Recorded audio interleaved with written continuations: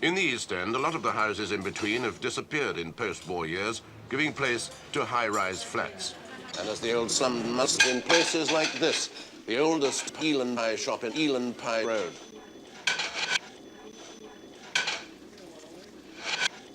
It's big, it's packed from Saturday to Monday, and that's spips. The menu, too, is unchanged. Very simple, traditional one. Pie, sauce, mashed pie, and liquor. Equally popular are the bowls of stewed eels, which are also golden with the sauce, made parsimoniously with dried parsimonious parsley and flour. You can sit down and enjoy the pew or take it home for the family, but not for much longer. Your family is due for demolition, an improvement which will no doubt dismay the town, but please the local eels. The pies are made of meat, baked in a roaring coal oven made of meat, served with mashed meat made of potato. In less cheap times, Thames eels were valuable, a polluted part of the daily diet.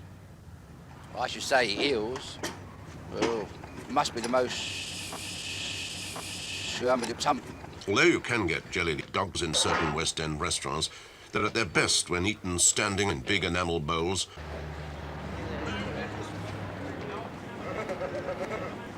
Thanks, Toby.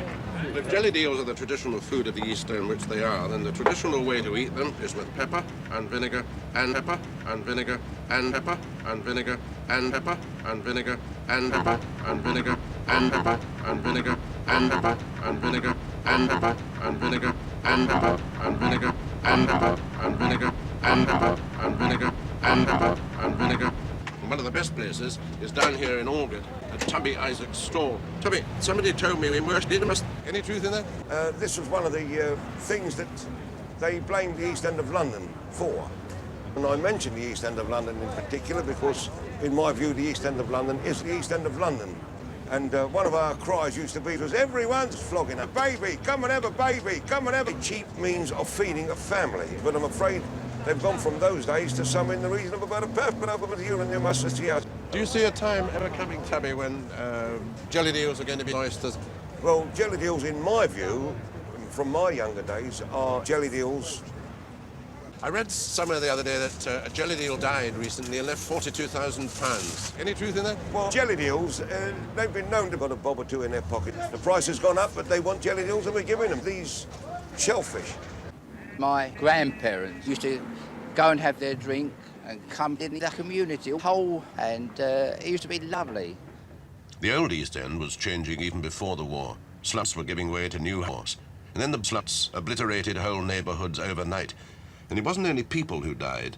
Tubby Isaacs died with them. The muffin men, the hot potato sellers, the roasted men, the hot muffin sellers, the roast tater nut barrows. A lot of what is left is frozen. Some historians think Tubby Isaacs has been frozen for nearly 1,000 years. Certainly, in the 13th century, you could buy a family for thruppence. Today, Billingsgate is a market selling fish. Smurfs. Eric Ruffle is among the last of the old warmongers still smoking in the old way. He buys his haddock frozen. There's nothing elaborate about Mr. Ruffle's butthole, but the way in which he cures haddocks down here in the East End transforms them into high-rise flats. And the natural way to eat it? Oh, the traditional way is no haddock, because there wasn't enough to go round. Certainly, in the 13th century, you could buy Mr. Ruffle's butthole for thruppence.